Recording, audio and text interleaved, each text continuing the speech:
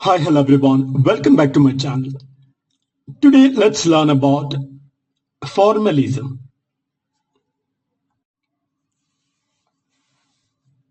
Formalism emerged in the 1910s, specifically around 1915 and 16 in Russia.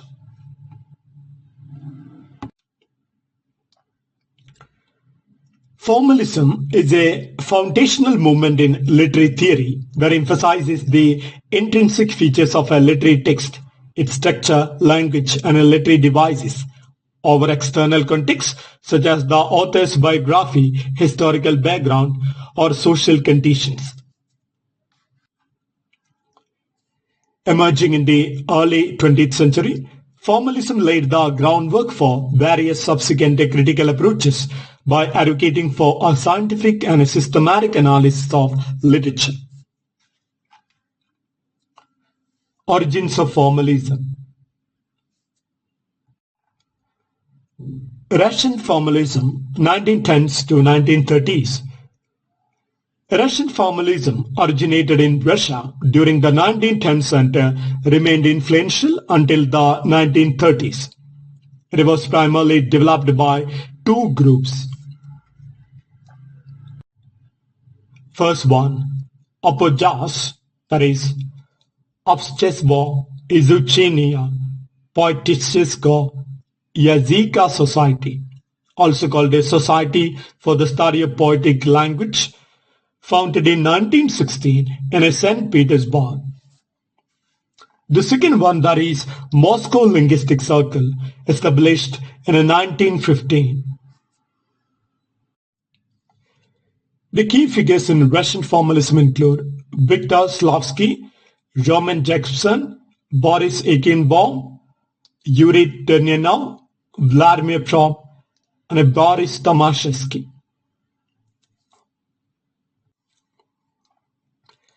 Russian formalists sought to establish literary studies as a science by focusing on the formal aspects of text such as syntax, meter, and narrative techniques. They introduced concepts like defamiliarization and literariness to distinguish literary language from ordinary discourse. New criticism, 1920s and 1960s. In the United States and the United Kingdom, a parallel movement known as New Criticism emerged in the 1920s, gaining prominence through the mid-20th century. While influenced by Russian formalism, New Criticism developed independently, emphasizing close reading and the analysis of a text's internal structure. The prominent new critics include I.A. Richards, T.S. Eliot, John Crowe Ramsden, Cleon Brooks, W.K. Bimset, and Monroe Beardsley.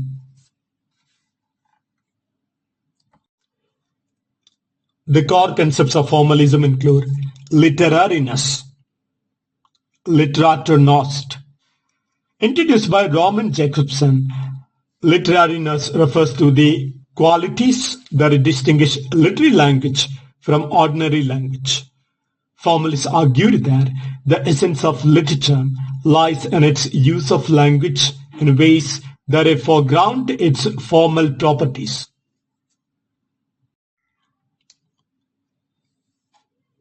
Next idea, defamiliarization, also called osteniny, coined by Viktor Slavsky in his 1917 essay Art as Technique. Defamiliarization is the process by which art makes the familiar seem strange, enhancing perception of the ordinary. By disrupting habitual perception, literature compels readers to see the world anew. Close reading. Both the Russian formalists and new critics advocated for close reading or meticulous analysis of the text's formal elements such as imagery, symbolism, and structure to uncover its meaning. Autonomy of the text. Formalists maintained that a literary work should be analyzed as an autonomous entity independent of external factors like the author's intent or historical context. This led to the rejection of approaches that relied heavily on biographical or socio-political interpretations. Intentional and affective fallacies. New critics W. K. Wimsatt and Monjo Beardsley introduced the concepts of the intentional fallacy and the affective fallacy, arguing that a critic should not base interpretations on the author's intended meaning or the reader's emotional response, respectively. Key figures and other contributions. Russian formalist Viktor Shklovsky developed the concept of defamiliarization and distinguished between fabula, that is story, and a zeuxet, that is plot. Roman Jacobson pioneered a structural analysis in linguistics and a literary theory, emphasized the poetic function of language.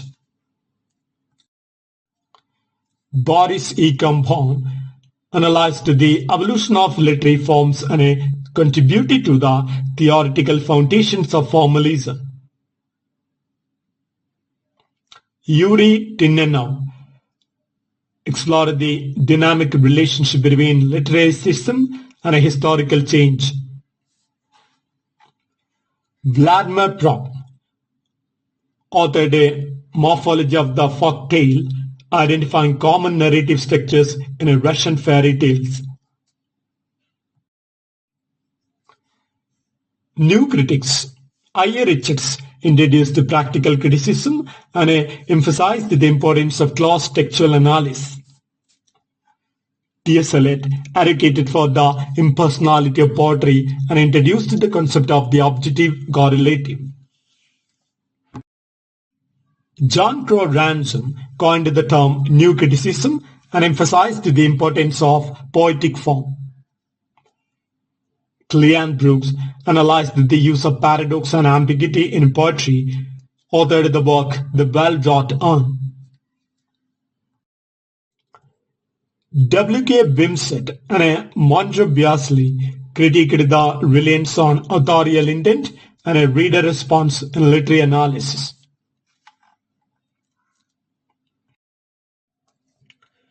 Now let's analyze the historical and social context. Russian formalism developed during a period of significant political upheaval, including the Russian Revolution and the rise of the Soviet Union. Initially tolerated, formalism later forced criticism from Soviet authorities for its perceived apolitical stance and was eventually suppressed in favor of Marxist literary criticism. In contrast, new criticism gained prominence in Anglo-American academia during the interwar and post-war World War II periods. It emphasized on close reading and textual analysis aligned with the educational goals of promoting critical thinking and analytical skills. Influence on literature and language studies. Structuralism and semiotics. Formalism significantly influenced the development of structuralism and semiotics. Roman Jacobson's work, in particular, bridged literary theory and linguistic structuralism, impacting scholars like Claude Lévi-Strauss and Roland Barthes. Literary pedagogy.